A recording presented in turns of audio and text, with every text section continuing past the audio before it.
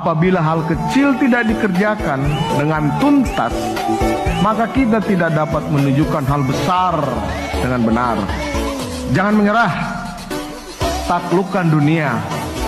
Anak-anakku, ayo jangan mager.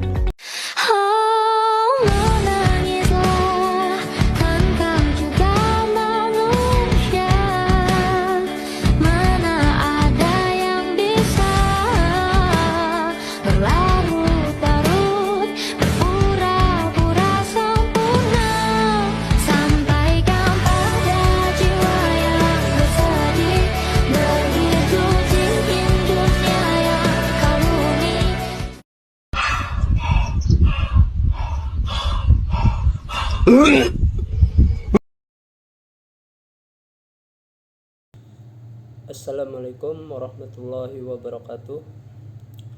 Nama saya Muhammad Yusuf, NPM 224111002, kelas manajemen 22C. Di sini saya akan menjelaskan tentang materi memahami konsep dasar dan peran HRM dalam organisasi.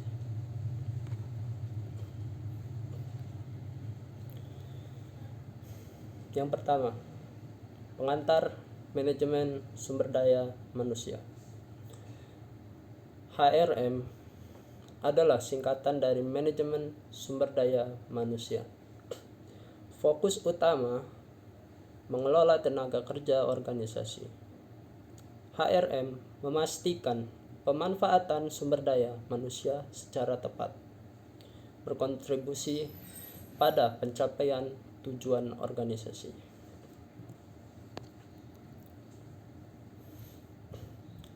Dua, fungsi sumber daya manusia. Fungsinya pertama yaitu 1. Rekrutmen dan seleksi. Yang kedua, ada pelatihan. Ketiga, manajemen kinerja. Keempat, hubungan karyawan. Dan yang kelima, kompensasi dan keuntungan.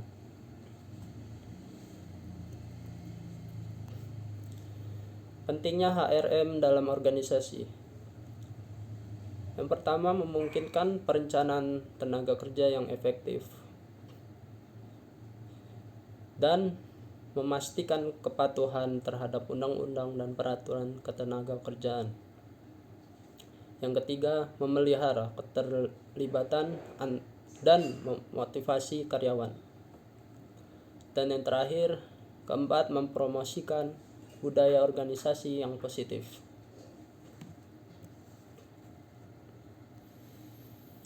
Manajemen sumber daya manusia dan strategi organisasi.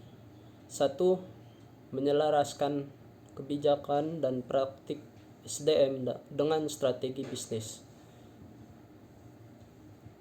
dan berkontribusi pada pengambilan keputusan strategis.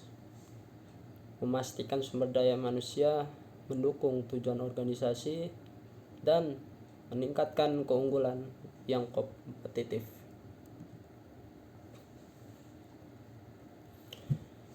Selanjutnya, SDM dan rekrutmen karyawan. Yaitu yang pertama, menarik talenta terbaik melalui strategi rekrutmen yang efektif, membuat deskripsi dan spesifikasi pekerjaan, melakukan wawancara dan penilaian, serta memastikan tenaga kerja yang beragam dan inklusif.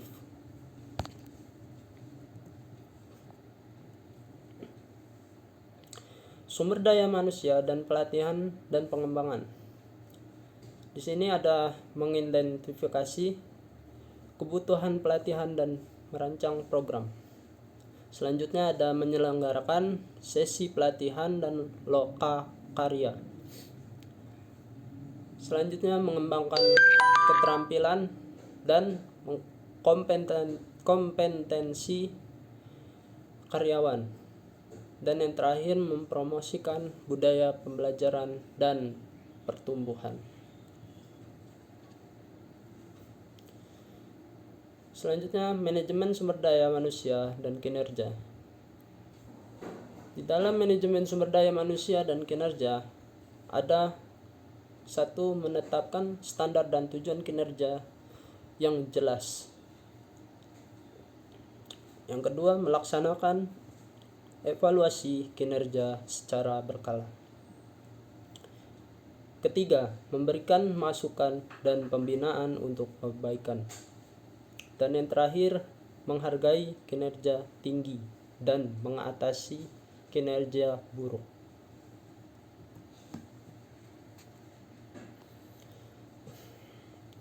Sumber daya manusia dan hubungan karyawan.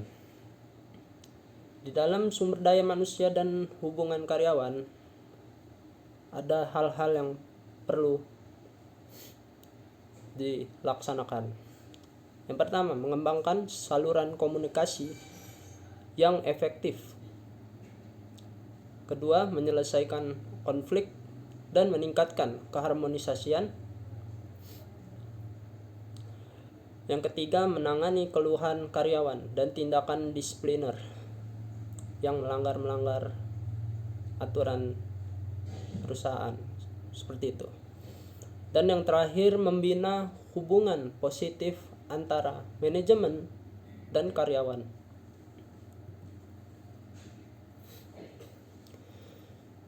SDM dan kompensasi dan manfaat. Kompensasi yang ada dalam SDM meliputi 1. Merancang struktur kompensasi yang adil dan kompetitif. Kedua, mengelola administrasi, penggajian, dan tunjangan. Ketiga, memastikan kepatuhan terhadap persyaratan hukum dan mengakui dan menghargai kontribusi karyawan.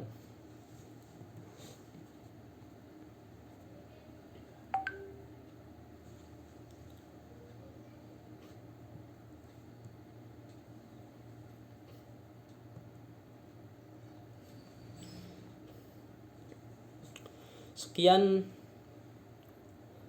presentasi dari saya, kurang lebihnya mohon maaf.